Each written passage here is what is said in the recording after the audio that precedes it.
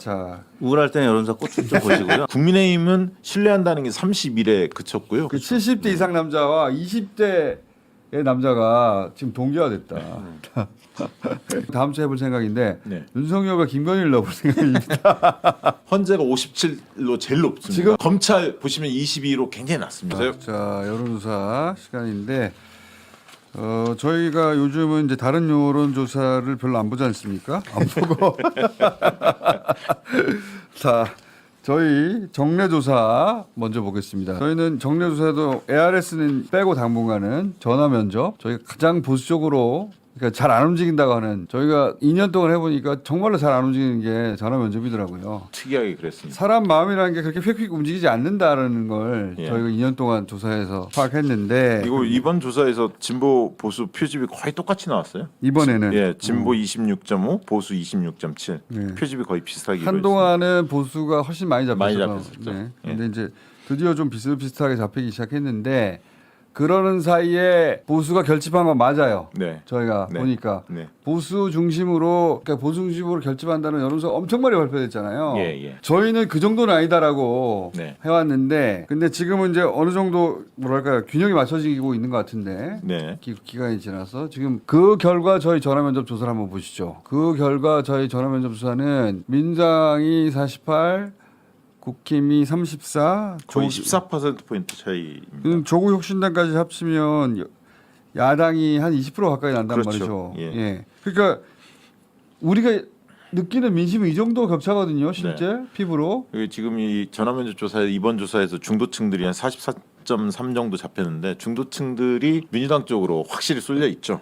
그게 큰 흐름이 바뀌지 않았다. 민주당 쪽으로 쏠린 지는 오래됐고 그게 여전히 저희 조사에서는 잡히는데 이렇게 나오는 조사는 우리밖에 없거든요. 그래서 일단 추이가 중요할 것 같은데요. 예. 1월 이제 10일 그러니까 윤석열 대통령 체포 다음부터 네. 네. 보수층이 여론조사 꽃에서도 20% 중반에서 네. 30% 중반, 많게는 38%까지 이제 올라갔다가 그렇죠. 지금 30% 중반.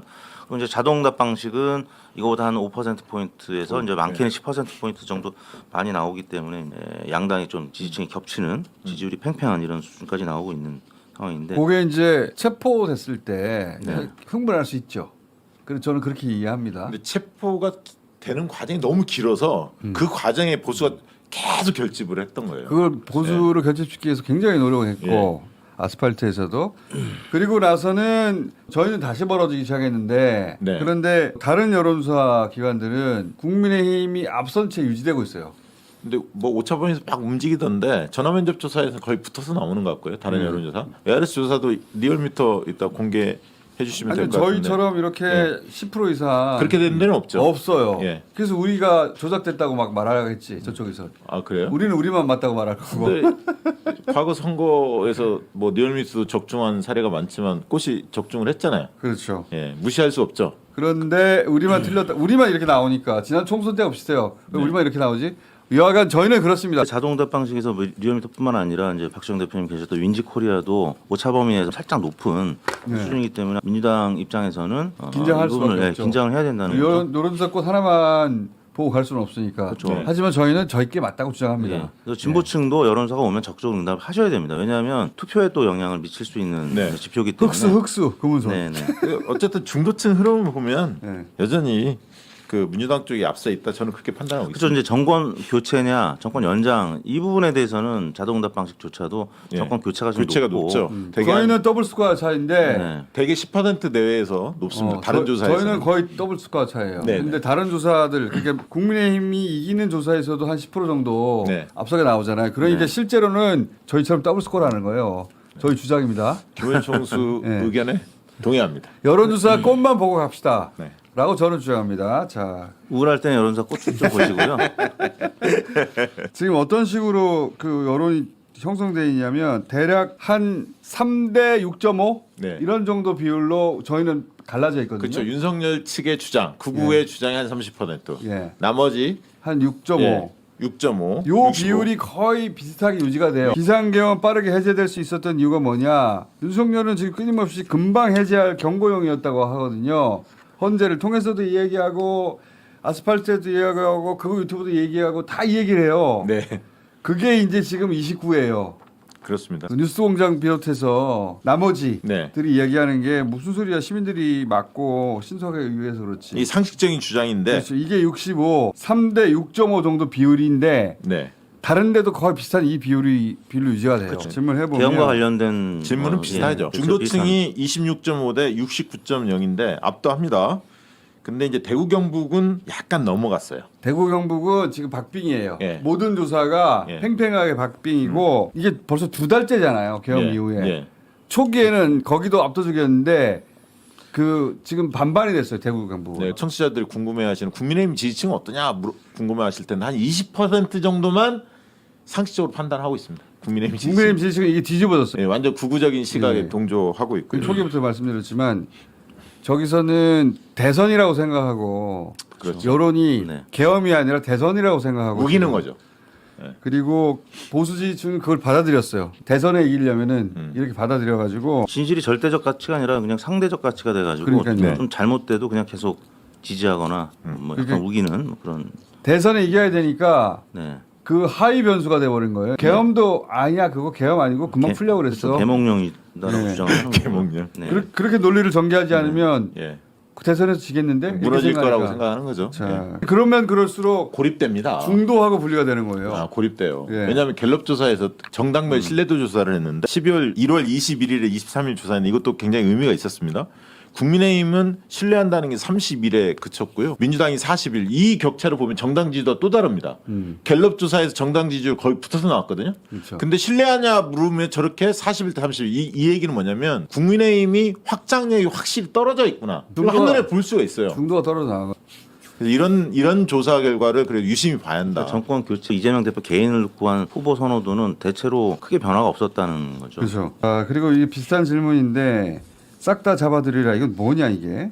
지금 윤석열 측에서는 아이 그거 간첩 잡으라는 거야. 방첩이야 방첩. 네. 그리고 이제 그 홍장원 제1차장은 정치인 그리고 뭐 언론인 등등 체포하라는 거다 네. 물어보잖아요. 예. 요거는 30도 안 됩니다. 네, 더 떨어지죠. 요건 우기려고 해도 좀 말이 안 되는 것 같거든요. TV 생중계를 봤거든. 영상이 있거든. 그래서 예. 한 25대 65 비율 정도로 더 떨어지고. 윤석열 측에서 이게 가장 약한 고리로 보여집니다. 그 다음에 또 변명이 있잖아요. 의원이 아니다 요원. 이거 더 요것도- 떨어져. 아 이건 너무 짜친다야 변명이. 25까지 떨어집니다. 이거는. 그러니까 변명이 너무 짜쳐. 네. 우리가 짜친다고 생각하는 건 일반인들도 다. 말장난이잖아요, 네. 사실. 바로 드러나고 그래도 거짓말이. 25%가 믿는다는 게 참 놀라워요. 이게 대구 경북은 박빙이에요. 46대 47이에요. 그러니까 짜치는 줄 아는데 야 그거 믿는 척 해줘야 돼. 그 헌재에서 발언 요원 아니다. 한 번도 쓴 적 없다고 바로 인원. 들통났잖아요. 몇 번 썼잖아요, 서너 번. 자, 대구 경북은 반반입니다. 지금 반반. 네. 반반이고 또 20대 남성과 20대 여성이 큰 차이가 있어요. 예, 그렇습니다. 20대 여성은 이런 거는 85% 정도 되거든요. 근데 20대 남성은 평균보다 떨어져서 65% 정도 돼요. 한 20% 차이가 있습니다. 20대 남성의 이성향은 70대 이상 남자에서만 보여줘요. 그 70대 이상 남자와 20대의 남자가 지금 동기화됐다. 이런 경우는 처음 본 것 같은데. 안타깝습니다. 우리나라에서 지금 그렇습니다. 예. 이 체포명단 누가 작성한 거예요? 윤석열과 그 외에 장관이나 방첩사령관 이렇게 넣어봤는데 윤석열 압도하고 저희가 궁금한 건 다음 주에 해볼 생각인데 네. 윤석열과 김건희를 넣어볼 생각입니다. 근데 국민의힘 지지층만 유독 네. 김용현이라는 응답이 더 높았습니다. 그러니까. 윤석열보다. 자, 네. 체포명단을 작성하고 승인한 사람이 결국은 승인권자 아닙니까? 네. 그래서 저희는 다음 주에는 그걸 한번 물어보려고. 김건희 특집으로 한번 가시죠. 윤석열, 김건희 계엄에 관여했냐부터 시작해서. 그거 한번 물어보려고요. 기타가 보면 11점이니까 네. 예. 거기에 예, 그렇게 하면 이제 기타 잘 모르면 예, 들어가 있지 않을까? 거의 70% 가까이. 그리고 윤석열 안에 김건희가 들어있지 않을까? 뭐 그럴 수도 있고. 예, 지금은. 근데 이제 그럼 분리 한번 해보려고요. 음. 실제 국민들은 어떻게 받아들이고 본인 있는지. 이름을 보기에 안 넣은 거를 굉장히 불쾌하게 생각할 수도 있습니다.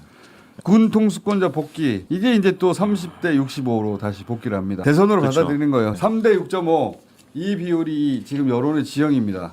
저희가 반복적으로 여러 방식으로 여러 질문을 확인하는데 네. 3대 6.5 예. 저희는 정권 교체와 정권 유지 비율도 3대 6.5예요. 네. 그리고 헌재를 계속 지금 구구가 때리지 않습니까? 예. 근데 이제 1월 7일 9일 날 갤럽에서 조사한 거 이것도 한번 상기할 필요는 있는데 한번 보여주십시오. 그 각 기관별로 신뢰도 조사를 기관별 한번 신뢰도. 했는데 헌재가 57로 제일 높습니다. 지금은 중앙선관위. 사람들은 헌재만 바라보고 있어요. 예.